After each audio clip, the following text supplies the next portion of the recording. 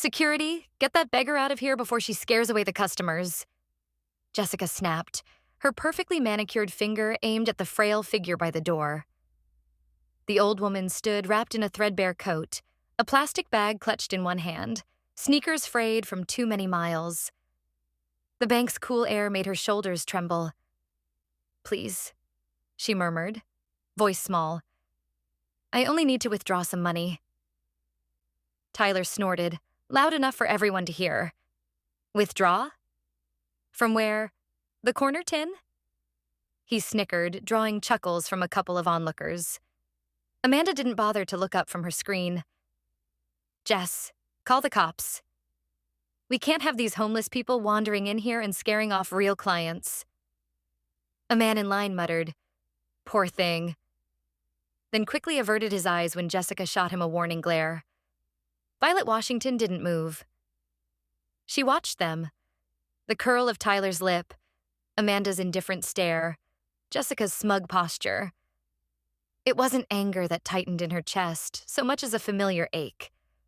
The same ache that had pushed her years ago to build a bank that promised dignity to everyone, no matter how they looked. "Ma'am, you need to leave," the security guard said, his voice awkward as he edged forward. "This area is for customers only." "I am a customer," Violet answered, calm but firm.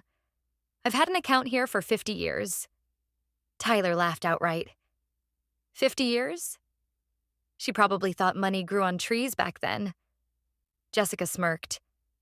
"Go find social services, Auntie. This isn't charity." Their laughter bounced off the marble and sounded louder than it should have. Violet turned toward the exit and, as she walked out, whispered under her breath, "I'll handle this another way." Outside, beneath a July sun, she reached into the inside pocket of her disheveled coat and pulled out a sleek phone. The latest model, hidden by the disguise.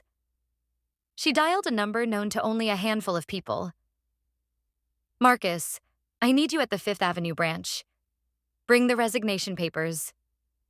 Now back inside, Tyler recorded a mocking story, captioning it, "Keeping the bank safe from undesirables." Number security first, Amanda typed in the employees' group chat. "You missed the best part. Jess sent her packing." Jessica preened, proud of what she called doing her job. Violet watched them through the glass, expression unreadable. "Funny," she said softly to herself. "How quickly people show you who they are when they think they have power." 2 days later, in a high-rise office with a view of the city, Violet sat with Marcus reviewing the files his team had pulled together. "Jessica Miller," Marcus said, sliding a dossier forward. "Manager for 2 years. 47 social posts openly mocking poor customers. Tyler Johnson," he continued. "Popular TikTok account. Multiple videos humiliating clients. One alone has 200,000 views. Amanda Foster," Marcus added, "runs an online group that promotes the idea that poverty is a moral failing. Her resume? Fabricated." Violet listened without interrupting. When Marcus finished, she folded her hands. "This isn't an isolated incident," she said. "It's a culture. And it must be corrected, publicly. Shall I fire them?" Marcus asked. "No," Violet replied, voice cool and measured. "Firing is easy. The lesson must be felt. People should understand what contempt does, to the victim and to themselves." The following morning, a black limousine slid up outside the branch. Inside, Violet, dressed in an immaculate navy suit and carrying an Italian leather briefcase, stepped out. Her presence made a ripple. Customers turned, employees stiffened. Jessica smoothed her blazer and whispered, "Someone important's here," already calculating the photo op. "Good morning," Violet said as she approached the counter. "Please tell Mr. Davidson the owner of this bank is here to see him." Jessica forced a smile. "I'm sorry, ma'am. We don't have—" "You do know who owns this bank," Violet interrupted. "Because I founded it." She opened a briefcase and produced an ID and founding documents. The lobby fell into a stunned hush. Tyler's confident grin dissolved. Amanda's fingers trembled over her phone. Jessica's face drained of color. Marcus hit play on a portable screen. The security footage rolled. The old woman being berated. Tyler's laughter, Jessica's dismissive gestures, Amanda's messages. Then clips of their social posts, the mocking videos, the group chats, the caption pictures. "No," Davidson whispered, rushing up. "Ms. Washington, I had no idea." "You were meant to know," Violet replied, voice cutting through the murmurs. "This branch is supposed to reflect the bank's mission. Dignity for every client. Instead, I find people who weaponized cruelty." Jessica collapsed into tears. "Please, Miss Washington, it was a joke." "We didn't mean a joke?" Violet's eyes were ice. "When your joke ruins someone's dignity, it's no longer a joke."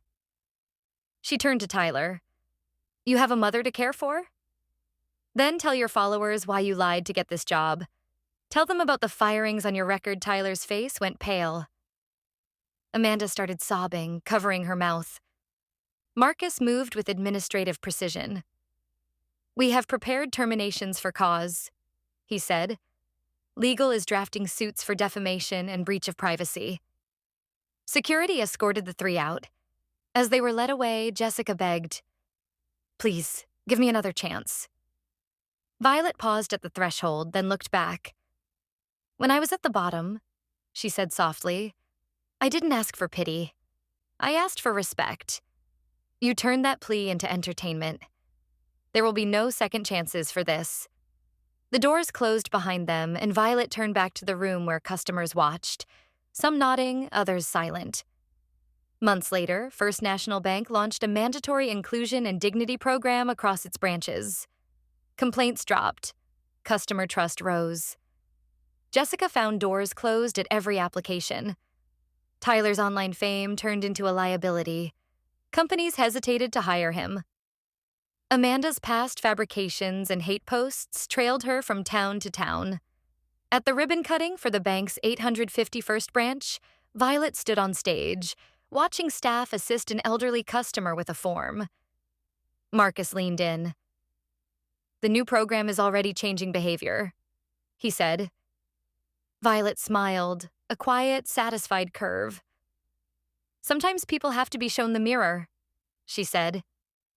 "Not to destroy them, but to help them see what they become when they use power to hurt others." She looked out over the crowd, then whispered almost to herself, "Never underestimate the person you look down on. You might be standing in their shadow tomorrow."